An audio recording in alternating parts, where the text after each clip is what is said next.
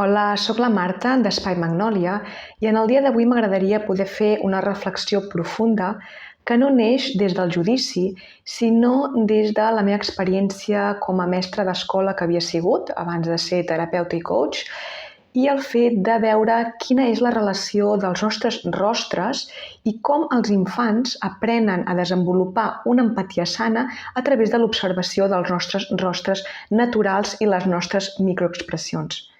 Llavors aquí és important veure com aquesta societat que ens està contínuament impulsant a que nosaltres com a dones ens retoquem la cara, això afecta molt nocivament a l'empatia i el desenvolupament posterior després per una bona compassió i també per la connexió amb la bondat intrínseca. Vivim en una societat molt materialista, molt egoista, egocèntrica i també molt narcisista. Llavors, d'alguna manera es posa èmfasi que el valor de la persona està en el tenir i a l'aparentar. Llavors, com a dones tenim aquesta pressió social, vull dir, ho podeu veure a través de les xarxes, a través de la publicitat, de totes les pel·lícules en què la dona exitosa és aquella dona que està modificada completament, o sigui, és la dona irreal, que dic jo, que és només aparentar simplement com una mena d'objecte irreal, perquè nosaltres com a dones tenim les nostres taques, les nostres arrugues i també va passant el temps i va modificar la nostra morfologia.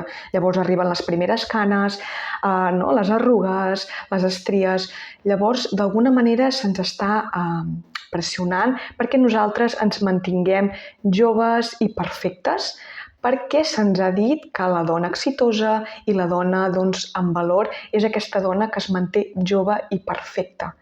Llavors, aquesta pressió que moltes dones cauen precisament perquè volen d'alguna manera recuperar aquesta autoestima no tan fràgil que ens ha creat aquesta societat.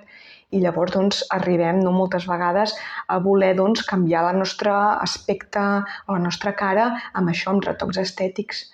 Però és important entendre que la pressió que rebem com a dones és enorme i entendre també que hi ha molta gent que cau en voler seguir aquests estereotips per això, per la pressió i pel fet que ens han fet creure que l'autoestima es troba això, només en l'aparença física.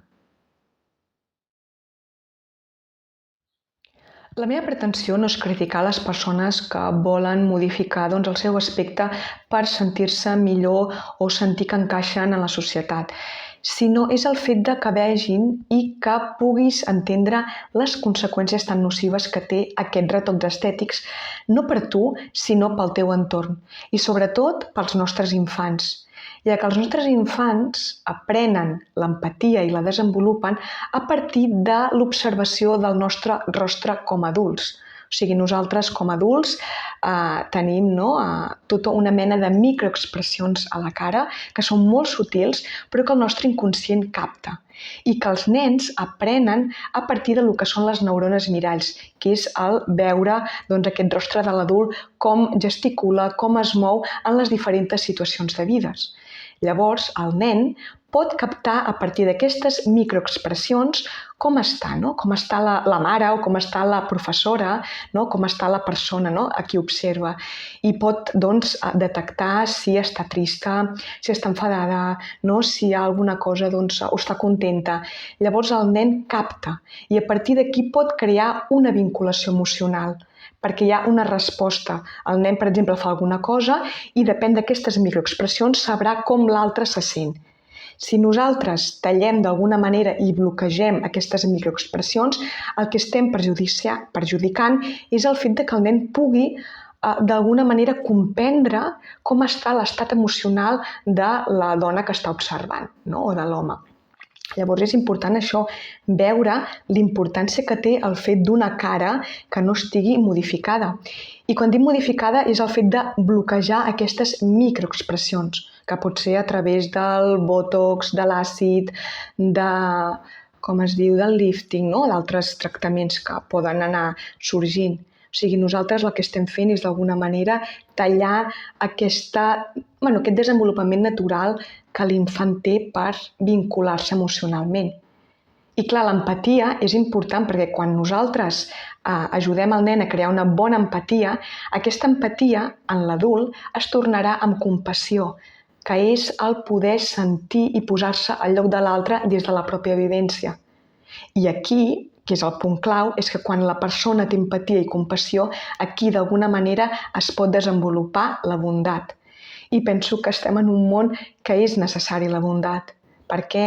Perquè d'alguna manera necessitem canviar una mica com està tot per poder intentar evolucionar d'alguna manera més sana, no? I no tant des de l'egoisme o des d'aquest narcisisme.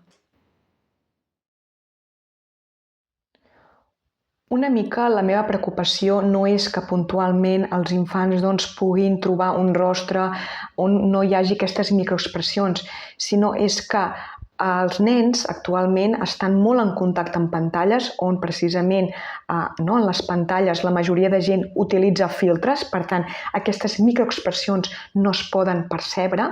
Llavors, sigui en la publicitat, sigui en siguin pel·lícules o les xarxes socials, els nens estan veient persones on no hi ha microexpressions perquè moltes d'elles estan modificades amb retocs estètics.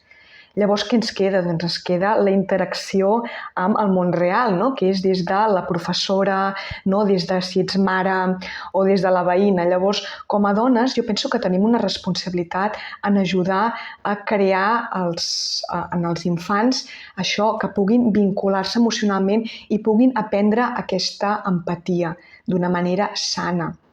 Llavors, per mi és important que els nens, els infants, tinguin referents reals, o sigui, que tinguin persones del qual puguin crear i puguin aprendre aquesta empatia, aquesta empatia inconscient en l'observació d'aquestes microexpressions a través de les diferents situacions de vida.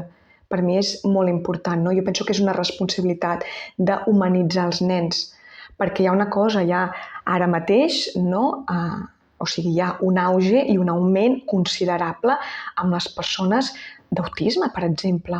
Jo soc partidària que sí, que l'autisme existeix i que hi ha casos, però fet aquest augment tan considerable, any per any que va augmentar l'autisme, no deixa de ser, és que el que estem fent és crear nens que estan desvinculats emocionalment. I una part i una responsabilitat està en el fet d'aquest material que consumeixen de persones que estan completament deshumanitzades i que no poden expressar les microexpressions. Llavors és important a veure com cuidem els nostres infants, no només del material que poden consumir, sinó amb les persones que es relacionen. I si tu, com a dona, tens fills o ets mestra o estàs en contacte amb infants, és preguntar-te de dir, què prioritzo? La meva estètica i l'encaixar o que els nostres infants, per favor, creixin amb una autoestima, una vinculació emocional i una bona empatia. Penso que a vegades és aquesta tria, que és entre l'egoisme, que és miro per mi, per la meva bellesa personal, o hi ha un punt d'altruisme, de dir, la meva experiència de vida pot ajudar i pot influenciar positivament en aquesta humanitat. Llavors aquí és la tria conscient que dic jo, és el fet de decidir on estan les teves eleccions. Perquè la bondat, l'altruisme i el servei està en els petits actes.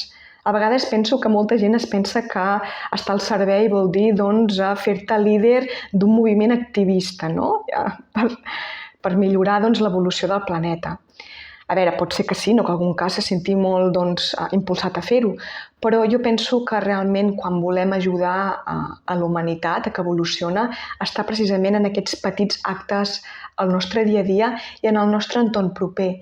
I com nosaltres, la nostra pròpia responsabilitat, quin és el nostre impacte real en això, en la societat i sobretot en els nostres infants, en cuidar-los i en ajudar-los a això, perquè realment ells són el futur d'aquesta societat. Llavors és això, com volem crear?